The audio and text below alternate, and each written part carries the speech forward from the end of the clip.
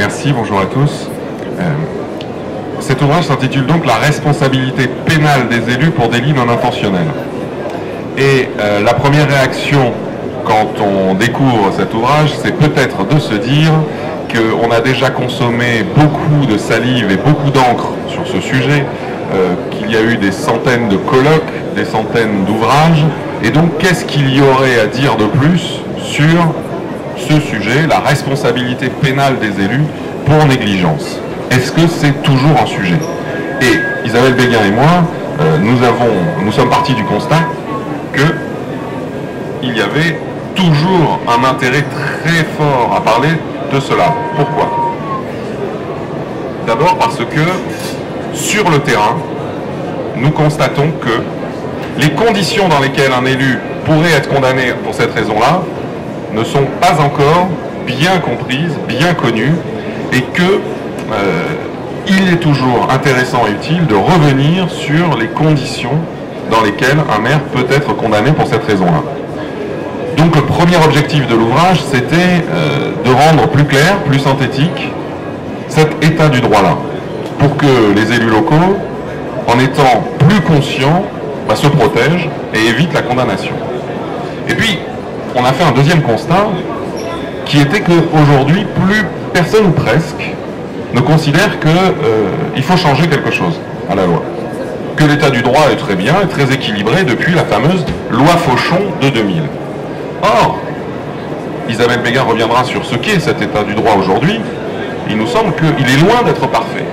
Et qu'on a toujours des cas de condamnation, encore récemment, qui sont choquants et qui justifieraient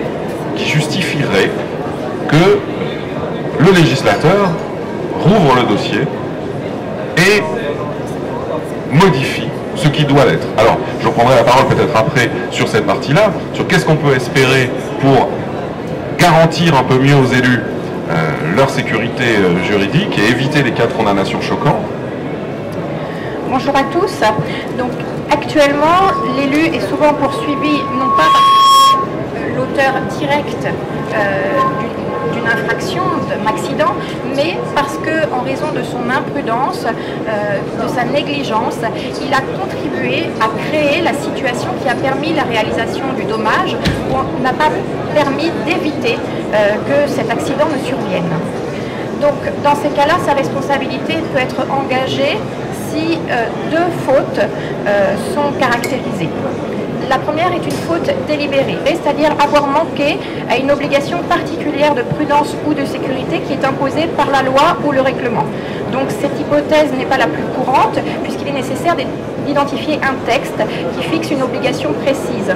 On va retrouver donc cette hypothèse notamment dans les cas d'accident de travail puisque la législation du travail est très précise, notamment sur le travail en hauteur, la manipulation des produits chimiques, où là on a des obligations particulières qui sont mises à la charge de l'employeur et donc de l'élu. On le retrouve aussi notamment en matière d'accident de baignade, puisqu'il y a là aussi une législation très précise sur la qualité des eaux de baignade. Mais dans la plupart des cas, il n'y a pas de texte précis. Et dans ce cas-là, la responsabilité des élus va pouvoir être engagée si le juge identifie une faute caractérisée qui a exposé autrui à un risque d'une particulière gravité que l'élu ne pouvait pas ignorer. Donc la faute caractérisée est une faute particulièrement blâmable, une erreur grossière, et elle s'apprécie donc en fonction des circonstances locales, en fonction de la compétence de l'élu, de son expérience, des moyens dont il disposait. Et pour pouvoir être condamné, il faut qu'il n'ait pas pris les mesures permettant justement d'éviter la réalisation de ce dommage. Et là encore, ça va être apprécié en fonction des moyens dont il disposait, de l'autorité dont il disposait. Et en effet, quand on découvre cette présentation par Isabelle Béguin, on se rend compte qu'il y a deux branches sur lesquelles le juge peut s'appuyer pour finir par condamner l'élu. Et que la première branche est normale, elle ne fait pas l'objet de débat. S'il y avait une règle, par exemple, il y a eu un cas de noyade dans un lac naturel. Les services de l'État passent au début de l'été et constatent que l'eau est trop trouble, qu'on risque de s'y noyer, de ne pas être sauvé, font un rapport qui arrive sur le bureau du maire, et le maire décide d'envoyer dans le lac des produits chimiques qui marchent dans les piscines. Bon. Alors évidemment, un mois plus tard, l'eau est toujours aussi trouble, et par malheur, un enfant se noie. Dans ce cas-là, le juge a pu trouver la règle de sécurité, la norme qui avait été sciemment violée par le maire.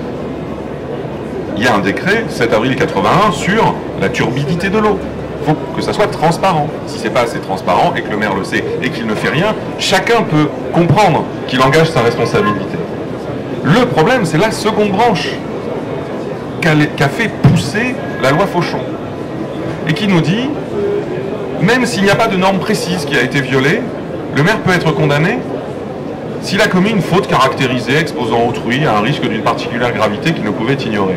Eh bien, ce qu'on constate et ce qu'on relate dans cet ouvrage, c'est que quand on regarde précisément les décisions rendues, eh bien, le juge se sert de ce flou pour condamner dans des cas où le Parlement avait souhaité que les maires soient protégés et ne soient pas condamnés.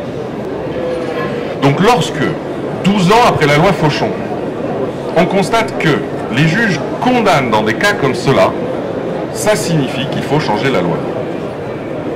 Qu'il faut comprendre dans quel cas on peut être condamné, qu'il faut apprendre à se protéger, et il y a des choses dans l'ouvrage là-dessus, mais que plus en hauteur, dans le débat, il faut admettre que cette loi Fauchon, même si elle a constitué une avancée salutaire, est aujourd'hui imparfaitement appliquée ou imparfaitement rédigée, si on veut être plus clément avec les magistrats. Alors qu'est-ce qu'on peut faire? En général, quand on dit il faut revoir la loi Fauchon, il y a un braquage, on se braque et on dit oh, les élus locaux cherchent l'impunité, ils cherchent à éviter la condamnation et à laisser les victimes démunies. Et c'est normal que politiquement, le législateur, le gouvernement soit très soucieux d'assurer un équilibre entre d'un côté la sécurité des maires, qui ne doivent pas être condamnés lorsque, entre nous, ils ne sont pas pour grand-chose, et de l'autre côté, le droit des victimes à saisir la justice pour qu'un coupable soit identifié. Il faut assurer cet équilibre-là. Et ce qu'on propose avec Isabelle Béguin dans l'ouvrage, c'est quelque chose d'équilibré. Il faut réduire les cas dans lesquels les élus, comme personnes physiques, Monsieur A, Madame B, va être condamné par le tribunal correctionnel, mais il faut, pour les victimes, ouvrir plus que ce n'est le cas aujourd'hui, les cas dans lesquels la commune, comme personne morale, comme une association ou une société, la commune, comme personne morale, peut être condamnée au pénal.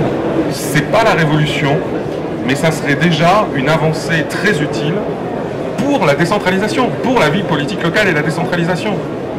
En plus d'être beaucoup plus juste, parce que quand on ne sait pas quand est-ce qu'on sera condamné, et le flou de la notion de faute caractérisée fait que les maires ne savent pas toujours quand est-ce qu'ils seront condamnés ou pas, quand on ne sait pas quand est-ce qu'on sera condamné, on subit la sanction avec un sentiment d'injustice qui, évidemment, personnellement, est un vrai problème, qui accroît le fait que, en plus, on prend une amende ou une peine de prison. Donc, pour la sécurité individuelle des élus, mais aussi pour le dynamisme de la décentralisation, la capacité d'initiative des collectivités, il faut réorienter notre envie spontanée d'aller chercher un accusé et de le mettre entre les mains de la justice. Il faut réorienter cette tendance-là vers quelque chose de beaucoup plus pacifique et de beaucoup plus juste, qui est de porter plainte contre la commune.